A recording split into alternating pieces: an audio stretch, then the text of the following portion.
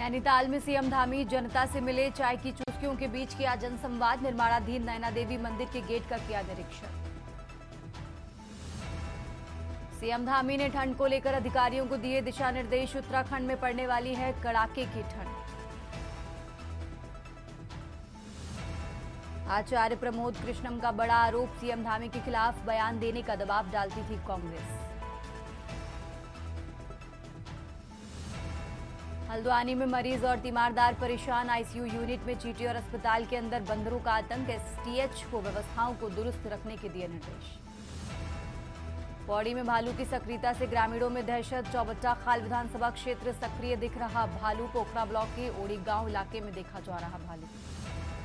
विकासनगर में boundary wall तोड़कर घर में घुसा बेकाबू ट्रक। हादसे के समय घर के दूसरे हिस्से में थे लोग।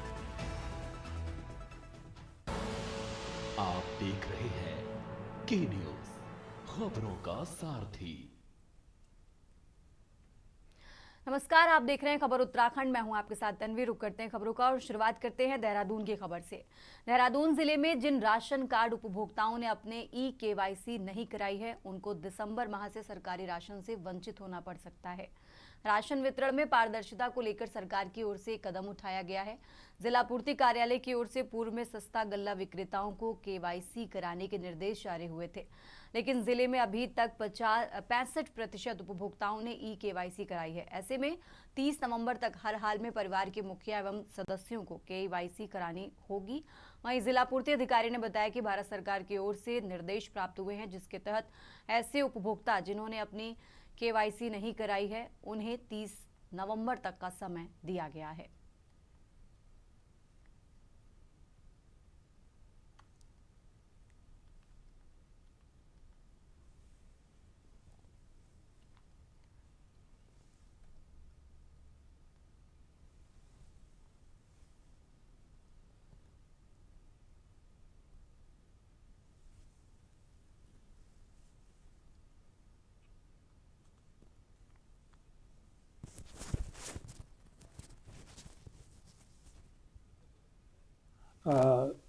राशन कार्ड सत्यापन अभियान चल रहा है। इसमें 65% से अधिक, करीब 2,44,000 कार्डों का हमने सत्यापन कर चुके हैं और सत्यापन अभियान जारी है। और इसी में हमने जो है दूसरा अभियान एक और चलाया, उसको ई-केवाईसी के माध्यम से सभी कार्ड धारकों का और उनके परिवार के सदस्यों का बायोमेट्रिक के माध्यम से केवाईसी करना है।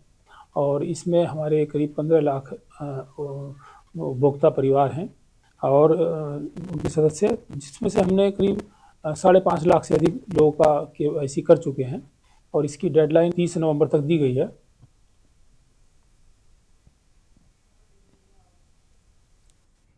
आगे बढ़ते हैं खबरों में। देहरादून में ग्राम्य विकास मंत्री गणेश जोशी ने विभागीय अधिकारियों के साथ बैठक की है। ये बैठक ग्राम विकास मंत्री के कैंप कार्यालय पर हुई, जिसमें प्रदेश के ग्रामीण क्षेत्रों में हाल ही की आपदा से हुए नुकसान की समीक्षा की गई है। मंत्री ने क्षतिग्रस्त मकानों के प्रस्ताव शीघ्र भेजने तथा ग्रामीण क्षेत्रों में प्रभावित सूक्ष्म एवं मध्यम व्यवसायों, पंचायत भवनों और विद्यालयों के पुनर्निर्माण के लिए त्वरित कार्रवाई करने के निर्देश दिए हैं। और बैठक में अधिकारियों ने बताया कि उत्तरकाशी, चमोली और देहरादून जनपदों के लिए कई परियोजनाओं के तहत 26 करोड़ रुपए की स्वीकृति प्रदान की गई है।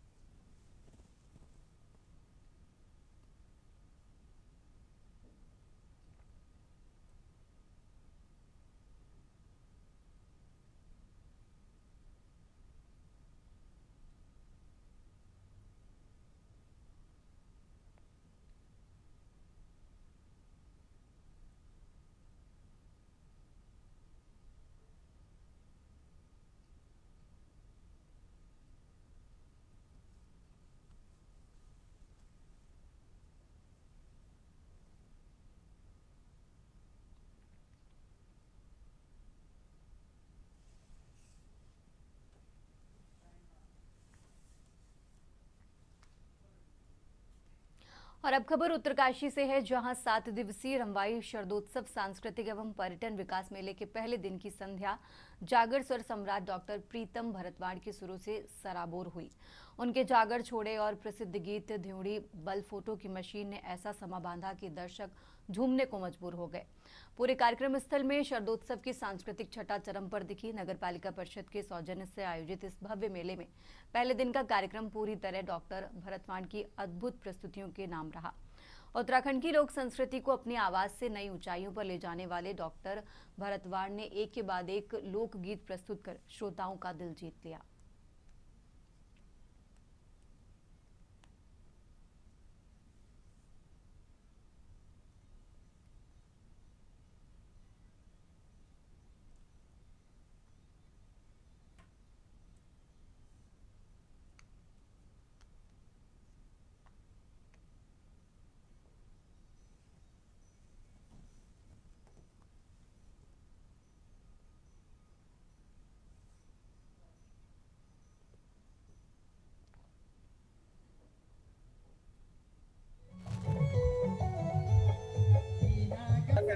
रवाई की घाटी ये ऐश्वर्य वैभव सांस्कृतिक घाटी है।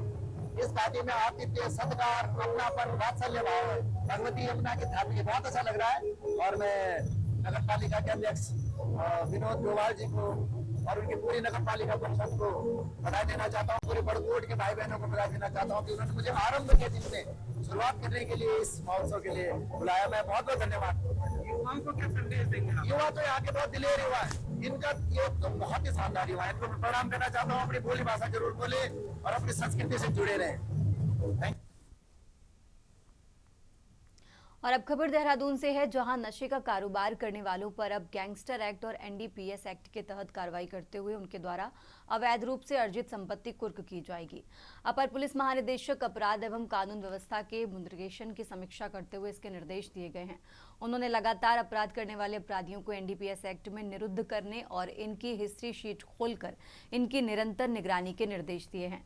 अपर पुलिस महानिदेशक अपराध एवं कानून व्यवस्था ने सभी जिला प्रभारियों और पुलिस महानिरीक्षकों के साथ बैठक की है। उन्होंने कहा कि जिन मामलों में विवेचकों ने अभियुक्त के आपराधिक इतिहास सहित आवश्यक जानकारी न्यायालय में उपलब्ध नहीं कराई है, उनकी पहचान कर उन पर कार्रवाई की जाए।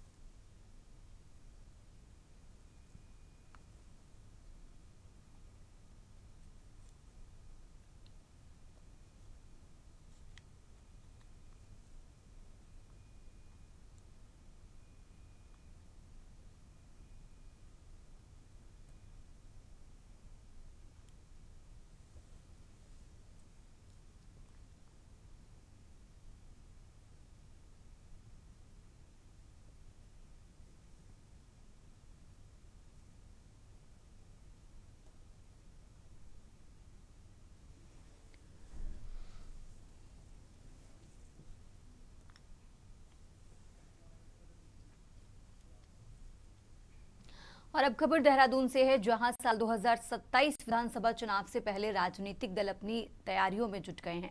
इसी बीच भाजपा ये दावा कर रही है कि चुनाव से पहले कांग्रेस के नेता उनके पाले में आएंगे और कांग्रेस को हार का सामना करना पड़ेगा। इसको लेकर अब कांग्रेस प्रदेश अध्यक्ष गणेश गोदियाल ने अपनी प्रतिक्रिया दी है।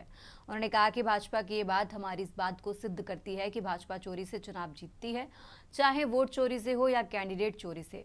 उनको अपने कैंडिडेट पर भरोसा नहीं है। उनकी नज़र हमारी लीडरशिप पर है कि हम चोरी करेंगे और चुनाव जीतेंगे, लेकिन हमारी जनता के पास ये ताकत है कि वो चोरों को सबक सिखा सकती है।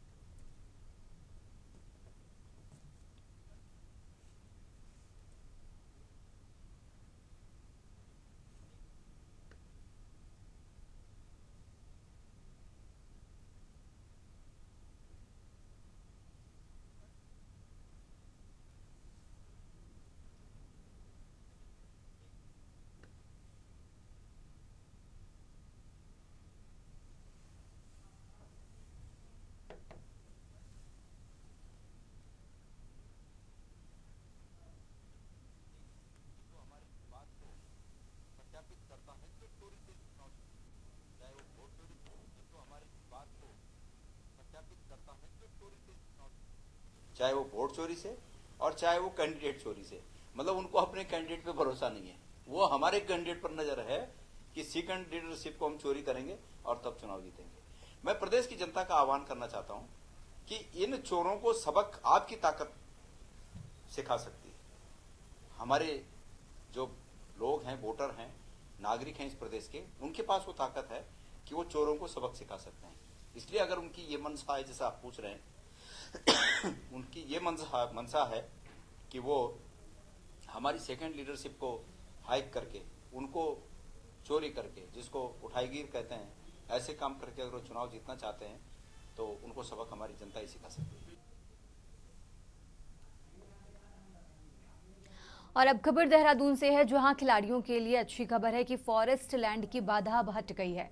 साल 2026 से स्पोर्ट्स यूनिवर्सिटी शुरू हो जाएगी। आपको बता दें कि उत्तराखंड में स्पोर्ट्स यूनिवर्सिटी शुरू करने की राह में लंबे समय से आ रही वन भूमि की बाधा अब दूर हो गई है।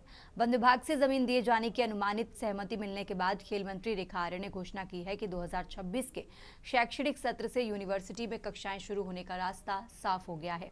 वन विभाग की फाइल पहले 2-3 दिन बार वन विभाग से लौट चुकी है, लेकिन अब दोनों विभागों में सहमति बन गई है।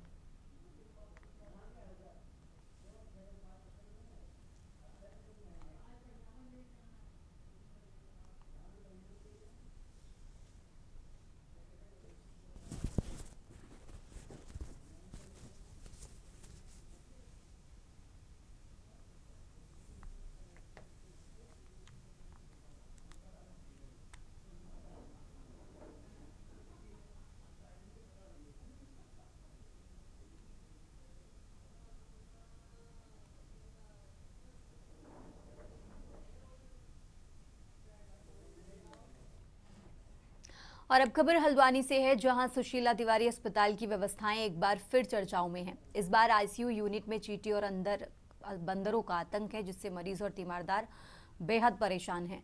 वहीं संबंधित मामले में जिलाधिकारी ललित मोहन रयाल ने प्राचार्य एसटीएच को व्यवस्थाओं को दुरुस्त किए जाने के निर्देश दिए हैं। डीएम ने कहा कि स्वच्छता और मरीज को तीमारदारी की व्यवस्था को यदि प्रशासन द्वारा ठीक नहीं किया जाएगा तो उन पर उचित कार्रवाई की जाएगी।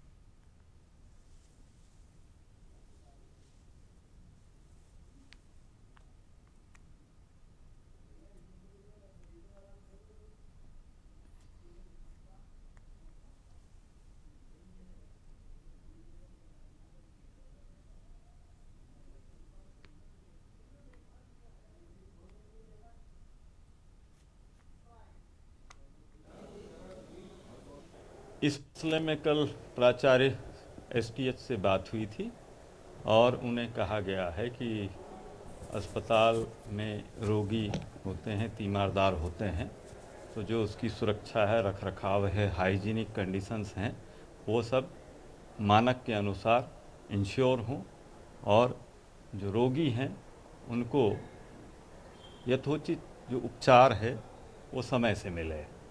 ये तो जान से खिलवाड़ है सर कि चींटियाँ घूम रही हैं अंदर, बाहर बंदर भी घूम रहे हैं, बताइए। नहीं, उनके लिए जो उनकी मेंटेनेंस करने वाली एजेंसी है उनको हिदायत देने को कहा है, अगर नहीं करते हैं तो फिर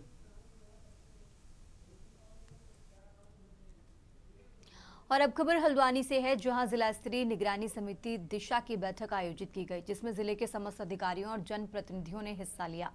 इस दौरान निर्माण कार्यों और योजनाओं के क्रियान्वयन में लेट लतीफी को लेकर सांसद अधिकारियों से नाराज दिखाई दिए। प्रधानमंत्री ग्रामीण सड़क योजना के कार्यों में लापरवाही, सुशीला तिवारी अस्पताल में कैथ लैब के निर्माण में अनियमितता सहित कई मामलों को लेकर सांसद अजय भट्ट ने गहरी नाराजगी व्यक्त करते हुए संबंधित विभागों से स्पष्टीकरण लेने के निर्देश दिए हैं। इसके अलावा उन्होंने कहा कि सभी के अधिकारियों की जिम्मेदारी है कि वो जनता की समस्याओं के ईमानदारी से निभाएं।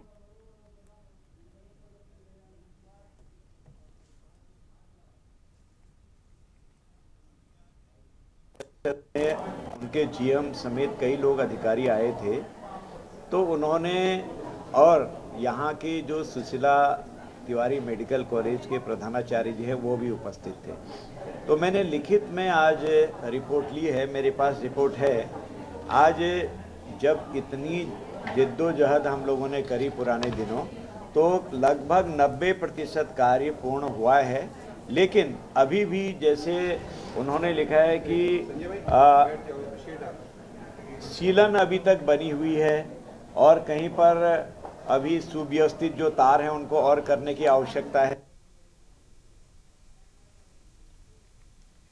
और अब खबर बागेश्वर से है, जहां जनपद की काफली गैर तहसील अंतर्गत झिरौली स्थित अल्मोड़ा मैग्नेसाइट कंपनी जनपद का एकमात्र सबसे बड़ा उद्योग है, जो कि कई माह से बंद है। कर्मचारियों ने वेतन और फैक्ट्री पुनः संचालन की मांग को लेकर जिलाधिकारी कार्यालय परिसर के बाहर अनशन शुरू कर दिया।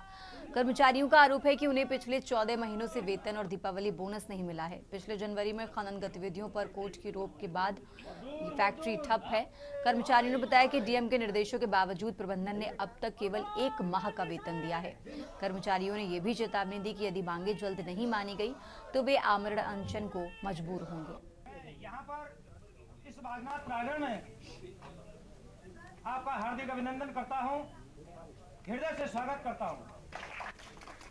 क्यों मैं सैनिक भी हूँ, देश सेवा की जनता की सेवा में आया हूँ। मुझे आज इस दुख की घड़ी में मुझे यह जरूरी हो गया है कि मैं इनके समर्थन में खड़ा हूँ। मैं शासन और प्रशासन से फिर हाथ जोड़ के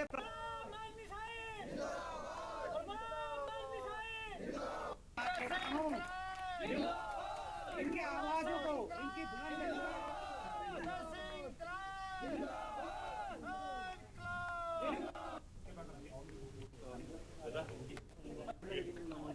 मजदूर मजदूर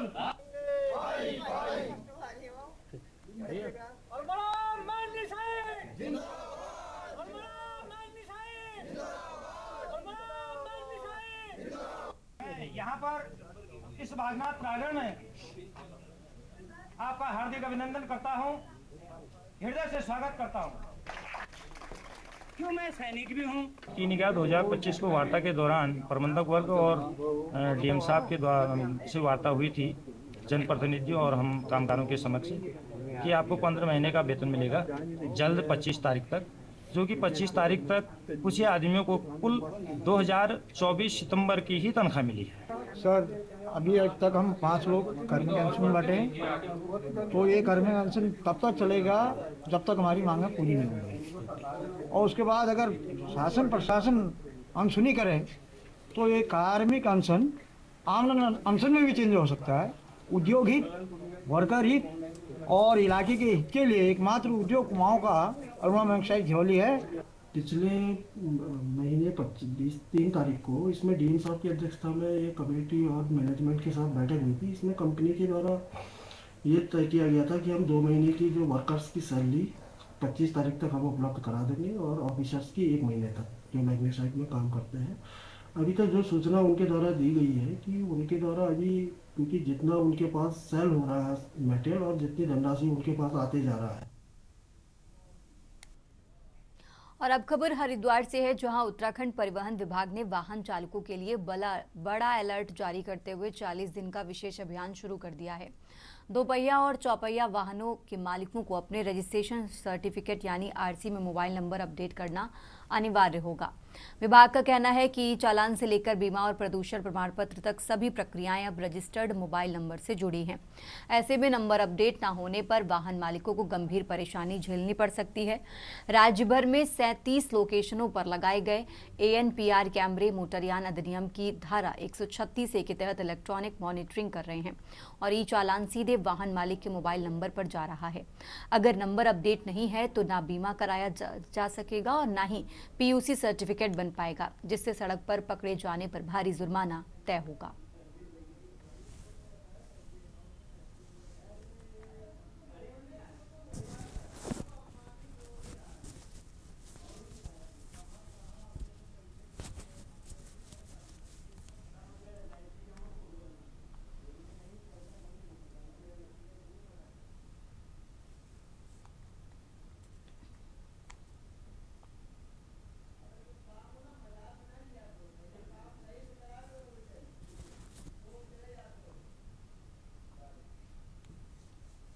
कई बार ऐसा होता है कि जब हम वाहन अपना रजिस्टर कराते हैं या ड्राइविंग लाइसेंस बनवाते हैं तो उस समय हमारा मोबाइल नंबर कुछ और रहता है या हम किसी और के मोबाइल नंबर फीड कर देते हैं। तो उससे अब जो समस्या ये आ रही है कि अब हमारे जो भी सारी प्रक्रिया है, उन पे हर प्रक्रिया पे एक OTP जाता है, चाहे वो चालान की प्रक्रिया हो, चाहे वो आप वाहन में ही कुछ करवा रहे हो, ट्रांसफर करा रहे हो, या किसी भी तरह की उसकी वैलिडिटी बढ़वा रहे हो, या DL की आप रिन्यूअल करा रहे हो, तो हर चीज में एक OTP आपके फोन नंबर पे जाता है। आगे बढ़ते हैं खबरों में। कोटद्वार के कड़वाश्रम में चल रहे इंटरनेशनल योगा फेस्टिवल में बतौर मुख्य अतिथि पूर्वी केंद्रीय मंत्री डॉक्टर सत्यपाल सिंह ने हिस्सा लिया। 23 नवंबर से 29 नवंबर तक आयोजित हो रहे इस इंटरनेशनल योगा फेस्टिवल में उत्तर प्रदेश के मुख्यमंत्री योगी आदित्यनाथ को भी हिस्सा लेना था, लेकिन समय की व्यस्तता के चलते वो इसमें शामिल नहीं हो पाए। उधर दूसरी ओर कार्यक्रम में भाग लेते हुए डॉक्टर सत्यपाल सिंह ने कहा कि योग और आयुर्वेद का भारत पूरी दुनिया में प्रचार और प्रसार कर रहा है, जिसका करोड़ों लोगों को लाभ भी मिल रहा है।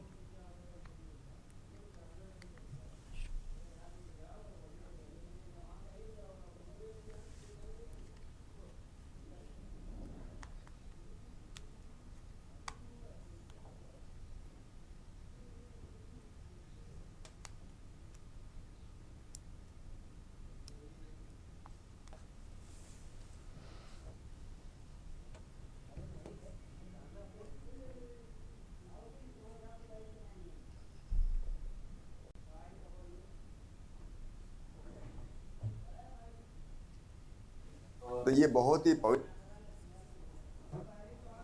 भूमि है। यहाँ पता नहीं कितने ऋषियों ने, कितने मुनियों ने इस बात की तपस्या की है। वे स्वामी जी महाराज जैन सरस्वती जी ने जो यहाँ पर एक अंतर्राष्ट्रीय योग और आयुर्वेद का जो यहाँ पर एक हफ्ते का जो ये शिविर रखा, ये वास्तव में देश और विदेश के जितने लोग यहाँ पर जो आए हैं उनको निश्चित रूप से योग और अध्यात्म में बहुत उसका जो फायदा होगा। योग और अध्यात्म में एक ही चीज़ है। और अब खबर नैनीताल से है, जहां उत्तराखंड हाईकोर्ट को हल्द्वानी गोलापार में शिफ्ट करने की चर्चाओं के दौरान बार काउंसिल ऑफ उत्तराखंड के द्वारा अपने कार्यालय के लिए गोलापार में खरीदी गई 2000 स्क्वायर फीट की भूमि को एक प्रस्ताव पास कर अब उसे बेचे जाने के प्रस्ताव को चुनौती देने वाली याचिका पर सुनवाई हुई है। मामले की सुनवाई के बाद कोर्ट की एकल पीठ ने उस प्रस्ताव पर रोक लगाते हुए बार काउंसिल ऑफ उत्तराखंड से 4 सप्ताह में अपना जवाब पेश करने को कहा। साथ में कोर्ट ने उस शपथ पत्र पर प्रति शपथ पत्र देने के आदेश याचिकाकर्ताओं को दिए हैं।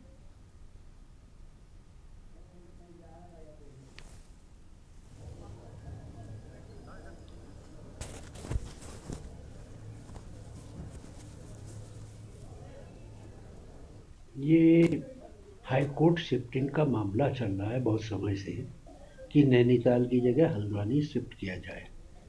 गवर्नमेंट ने भी, सेंट्रल गवर्नमेंट ने भी और लॉ मिनिस्ट्री ने भी इस पर सहमति भी दे चुका है, लेकिन ये मैटर डिवीज़न बेंच के द्वारा यहाँ एक ऑर्डर पास कर दिया गया, जिसकी वजह से वो नोटिफिकेशन नहीं हो पाया।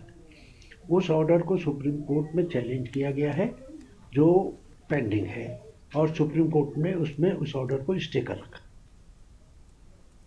आगे बढ़ते हैं खबरों में। मुख्यमंत्री पुष्कर सिंह धामी सीएम आवास पर गन्ना किसानों से मिले थे। उन्होंने इस दौरान उनको हर संभव मदद का आश्वासन दिया और साथ ही उन्होंने गन्ने का लुत्फ भी उठाया। वहीं इस पोस्ट पर हरीश रावत ने अब चुटकी ली है, साथ ही मौन व्रत भी रखा। हरीश रावत ने कहा कि भगवान हमारे राज्य के किसान हैं। पहाड़ों के किसान सरकार की नीतिगत कमजोरियों से और जो मैदान का किसान है वो अपने परिश्रम से जो उगा रहा है उसका उचित खरीद मूल्य भी उसको नहीं मिल पा रहा। गन्ना किसान अपना गन्ना चीनी मिलों में दे रहे हैं, मगर उनका पुराने रेट ही उनको दिए जा रहे हैं।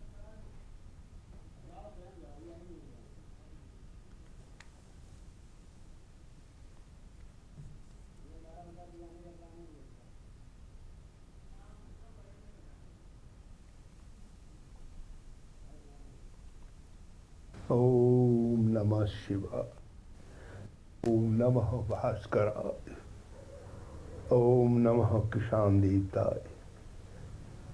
भगवान, हमारे राज्य के किसान परेशान हैं। पहाड़ों के किसान सरकार के नीतिगत कमजोरियों से और जो मैदान का किसान है वो अपने परिश्रम से जो उगा रहा है उसको उचित खरीद मूल्य नहीं मिल रहा है। गन्ना किसान गन्ना अपने चीनी मिलों में दे रहे हैं, मगर उनको पुराने ही रेट पर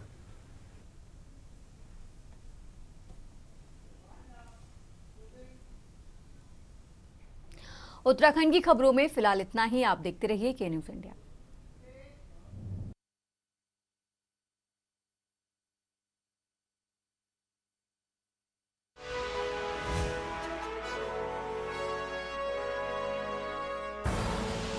आप देख रहे हैं के न्यूज़, खबरों का सारथी।